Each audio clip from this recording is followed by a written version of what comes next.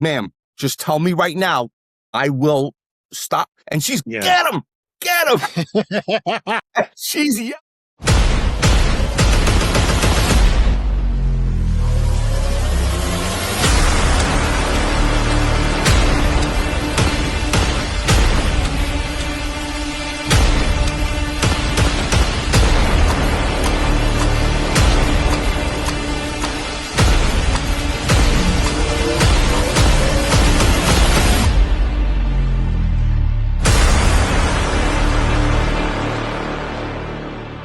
Here we go with another episode of Two Guys I'm Just Saying, and I hope everyone is doing well. We have a very special guest today. The man is retired. Congratulations.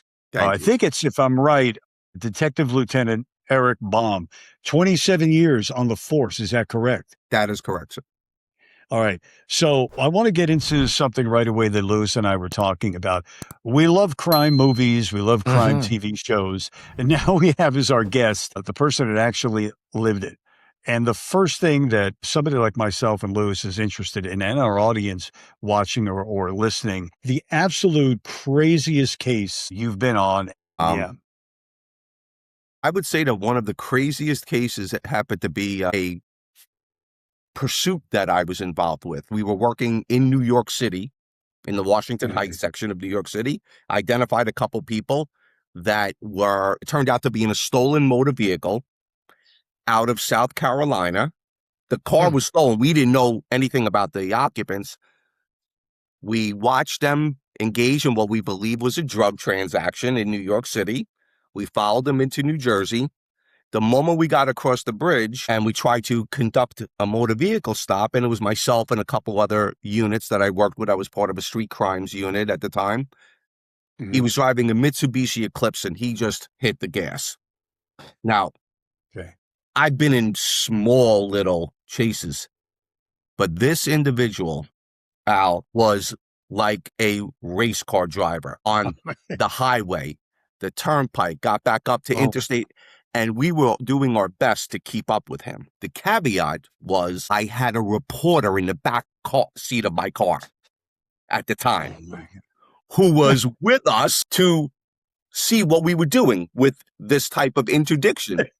So I had the reporter in the back seat, her photographer in the back seat, and me and my partner in the front seats.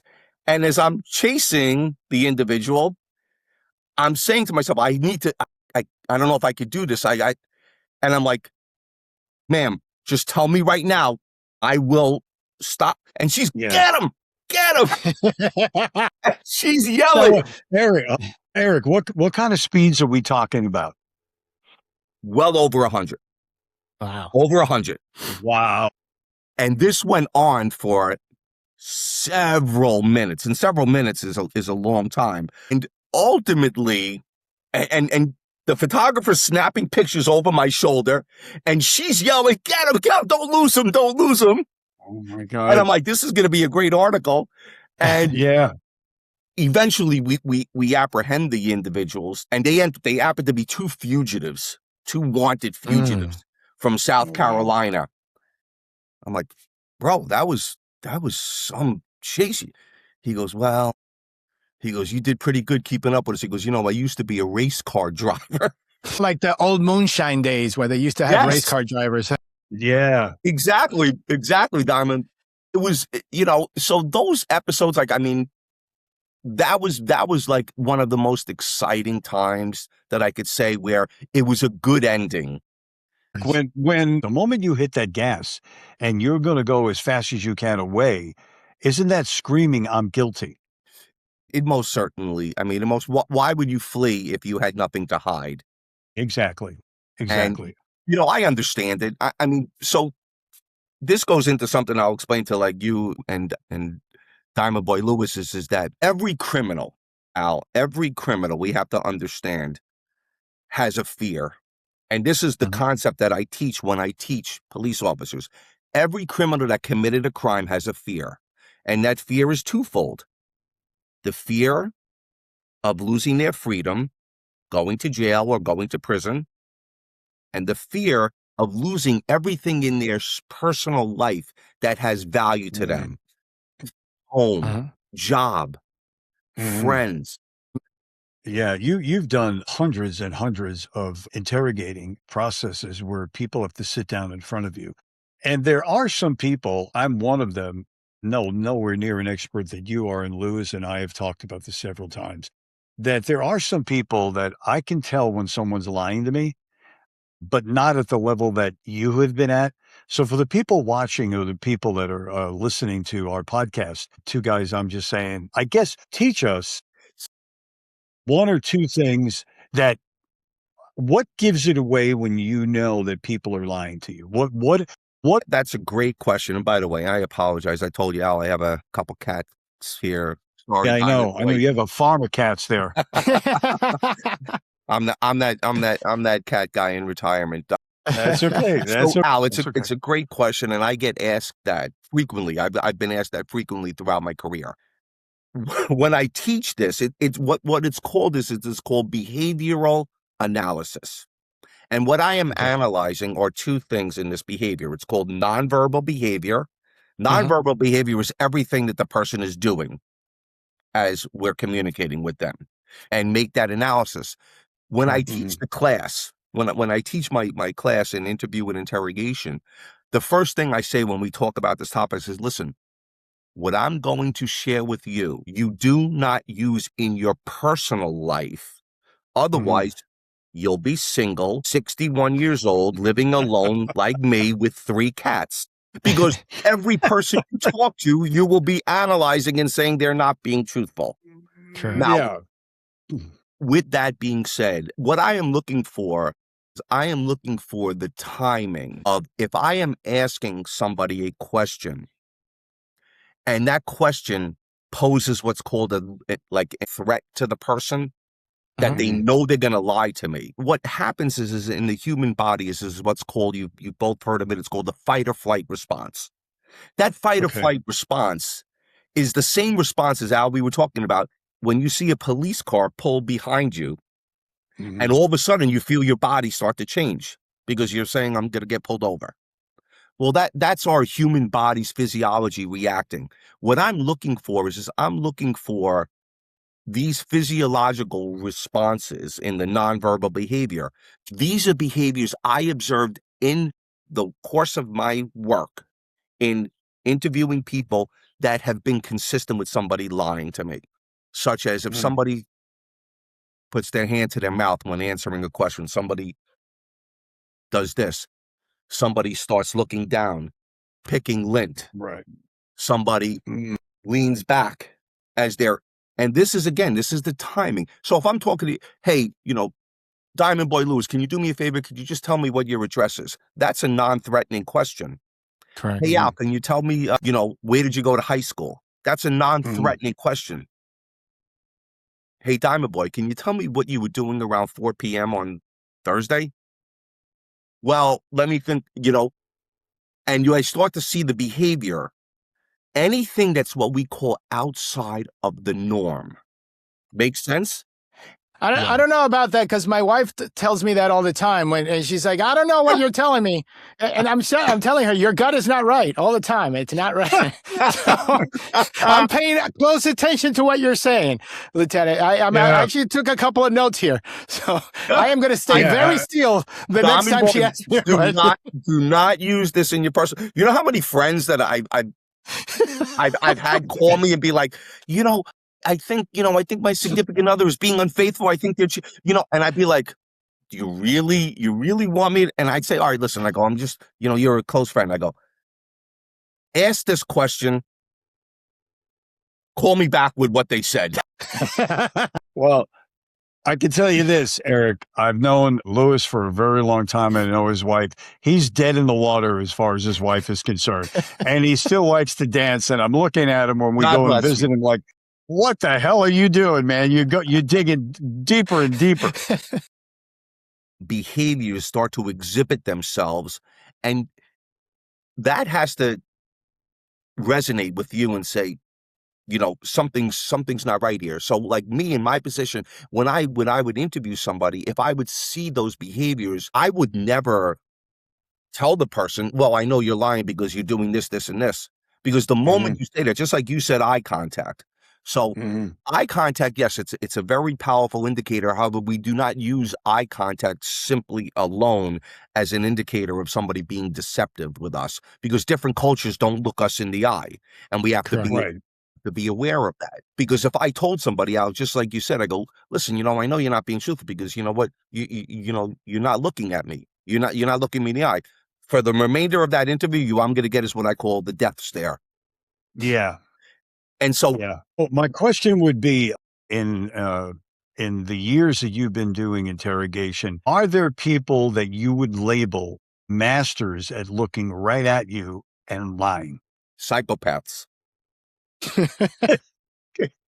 So even though, yes, that's humorous when I say that, for somebody to exhibit nonverbal behavior Mhm. means they have to have feelings, correct?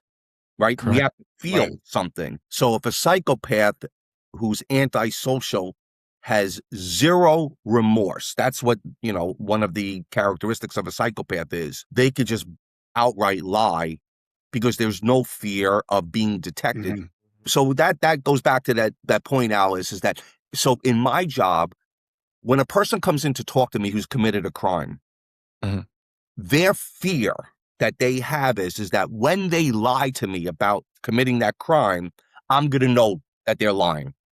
Just like if Mhm. you talk to somebody, or Diamond Boy talks to somebody, and this is a personal matter that you're dealing with, and you're gonna confront somebody with something, that whether they're gonna tell the truth or lie. Their fear is that you're gonna know once they lie to you that they're lying. Well, Mhm. that's what causes that fight or flight response within our bodies. And that's the key. But somebody that is a just pathological liar, that has no remorse, no feelings whatsoever, they most certainly can just lie. I mean, and don't get me wrong, guys. I've sat across pathological liars who I've interrogated for hours on very serious cases, and they would And just they sit never there. They broke? would just sit there and be like, "No, no, nope, not Wow. gonna tell you I did it. No," and that was it. And I mean, nothing, nothing. And as we talked about, Al, I said, I used to do polygraph examinations, lie detector tests. Mm. So I was a Yeah, I was polygraph. gonna ask you about that. Have you come across people that literally passed the lie detector test even though they were guilty? Most likely that has occurred. Well, if you've done Mm. enough exams, somebody is going to take that exam that is probably going to fool the examiner.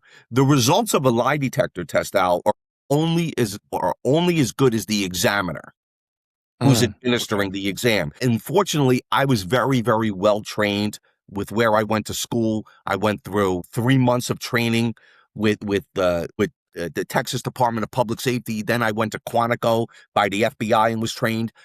The unique thing with a polygraph and examination is that when somebody tries to beat the exam, I see that. I could see somebody who's trying to control their breathing and things How? like Oh, that. okay, okay, okay. And that's what the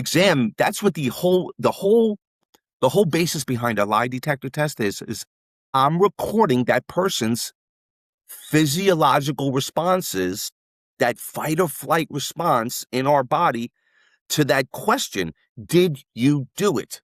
And when they say no, and they know they're lying to me, I'm going to see what's called a physiological response if everything goes according to plan. How often did you give a polygraph test to somebody that they were lying, but they voluntarily said, "If you don't believe me, give me a test." Oh, Great yeah. question. Here's the thing, Diamond Boy. Every person that takes a lie detector exam feels this is the last call for them. So I've had people, Diamond Boy, it's a great. I've had detectives bring people in and say, Erik, this is the guy that did it. He's just not going to admit it. He said he'd be willing to take a lie detector exam, but I know that the guy did it. And I'd be like, I don't want to hear that. I would do the exam. I'd walk out. I'd be Yeah. like, Yeah. go find the real suspect. They're like, what? I'm like, he didn't do it. Wow. Or they'd come in and say, Erik, I don't believe the person did it. Can we just do the exam? clear the person, and you know what, I could move on.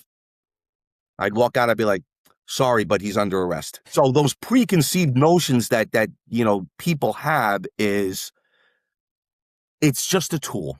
That's all I'm going to say. It's just a tool Correct. for law enforcement to use. It's not for Yeah. me. The exam really, the exam itself was irrelevant in terms of if the person was guilty.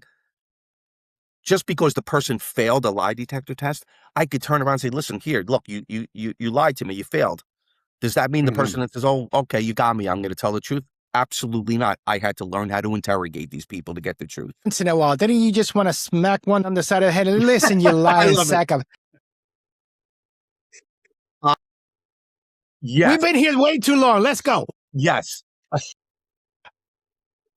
One case specifically, it was a very, I'm not going to get into the details for your audience. It was a very horrific crime. They called me after everybody took what we call a shot trying to get the person to tell the truth. They called me, and I must have spent 5 hours with this person. None. And I finally, this is the first time in my entire career, Diamond Boy, and I'm not ashamed to admit it. I even say it. It's the first time in my career I lost it. Wow. I'm sitting, and I was a lieutenant, and my captain was in the room with me. And I just stood up and I started, you're a MF, you're gonna go to hell, you're gonna rot. And I'm smacking him on his chest saying, you have no heart, you have no soul. One day you're gonna, and I'm just completely, I caught myself. I caught myself, and I'm like, all right, Erik, take a deep breath. This is the first time that you had a little snap. And the funny thing is after calling him all the names in the world, pounding on his chest, on his heart, saying, you have no heart and you have no soul, I'm standing up and I turn around and I'm like, I'm effing done. And I start to walk out. I hear the person who I just did this to say, Erik, Erik. So I turn around, I go, what? And he looks at me, he goes, I just want you to know I still think you're a good guy. When you do this every single day and you've seen the worst of the worst, how difficult is that to not be desensitized to what goes on in the world every day? So that's a great question, Alan. I know we actually touched upon that earlier. I spent the majority of my career working with victims of abuse, and adult victims Yeah. and child victims. And when I say abuse, we're talking the worst. Okay. Yeah. I spent the majority of my career working with those victims of abuse and then having to deal with those suspects who have perpetuated crimes against these innocent people. At some point, my mother said to me one day, may she rest in peace, she said, what happened to you? And I said, and I thought about it, I go, Mom, what do you expect? I go, I'm not going to share this with you. I'm not going to share what with anybody. But I have realized that I am numb. So somebody could talk to me about some type of horrific crime that happened against a child or an adult. And so, not that I don't care, not that I do not have empathy for what that person has gone through and what they are going through and experiencing. Mhm. But I just lost, that's the sad thing is I lost the ability to have feelings about it because I didn't have time to have feelings. We had so many cases revolving that it was one after the other after the other. So Yeah. therefore, you're just like, move, move, move. We're doing this on behalf of the victims. We have to put the suspect, to make sure he can't commit any more crimes against innocent people. And the volume of cases made it so that I sort of became numb. And I guess Wow. that can happen for many, many people in law enforcement. They become numb to it. But I would stress for any people that are listening that are law enforcement officers is you could become numb, but don't lose the ability to have empathy and understand what every individual that has been victimized in some way is Mhm. experiencing. And that's Correct. why I stress communication is so important. How true. Retired Detective Lieutenant Erik Baum, you've been a great guest today. And like I said in the top of the show, you watch these movies, and we're in the movie business, and my wife loves writing crime stories for movies. And some of it, because it's up on a screen, has to be embellished. But when you talk to someone like yourself, you realize that even if it's embellished up on the screen, it's nowhere near what really happens in the world every day. Great point, Al. And me, because of the way I have figured things out, is I always look at not just the fact that the person did what they did, but I also want to know why they did it. Because I'm going to just two Yeah. examples and we can end it on this note. Somebody that goes out and steals, they go into a supermarket and they steal groceries, Food. Yeah. food, Yeah. groceries, whatever. That person has committed a crime. They are a thief. Then Erik Baum sits across from that person. Erik Baum wants to know, what made you do this? Now, you have Yeah. two types of people, Al. You have the selfish, greedy person that does it because they don't care. Mhm. Then, if I take the time to talk to this person and find out the person is unemployed, Yeah. they have two children at home, Yeah. Yeah. they have no means of getting food, clothing, and shelter for their loved Yeah. ones. Doesn't that matter just a little bit as to why somebody did something that they know is I wrong? I believe it does, and I'm not the detective, but I believe it does because it I comes do down to too. survival. It's survival. It's that if I don't feed myself or my kids. Okay. So I understand your point, because there's some people that are just selfish and like, all right, I'm just doing this to do this. I gotta, just to make money. But there's other people that are put in this type of situation that they have to make a decision whether I feed my family or I don't. And it's circumstantial. Yes, I can't agree with you more. And I believe that we in law enforcement, Diamond Boy, should explore those reasons why, and maybe that needs to be taken into consideration. I'm not excusing the crime. I'm not making an Correct. excuse for why somebody did something, but Yeah. maybe it's important to know that, you know what, maybe there's some circumstances that exist in this person's life that that made them do something like that. And that should be taken into consideration, because I'm not all about putting people in prison. Yeah, bad people deserve to go to Mhm. jail, but there are good, decent people that make bad choices in life. Correct. Do Correct. good people who make bad choices deserve a chance to Yeah, and make where amends? where do you where do you draw that line? You draw that line of it's survival with food on a table to eat, or do you say, "I'm sorry, a crime is a crime"? In my world, is that are these really bad people, or they hit a really rough patch and they need to survive? So any person that would acknowledge that they've engaged in the criminal activity, they've admitted it to me, and I've explored. All right, let's understand why this happened. So Al, just an interrogation, a little tip. When I make the decision that I am going to interrogate, this is no longer me asking questions like, "Did you do it?" This is me telling the person, "You did it." Now we're going to Yeah. discuss why, and the reasons why are important to know.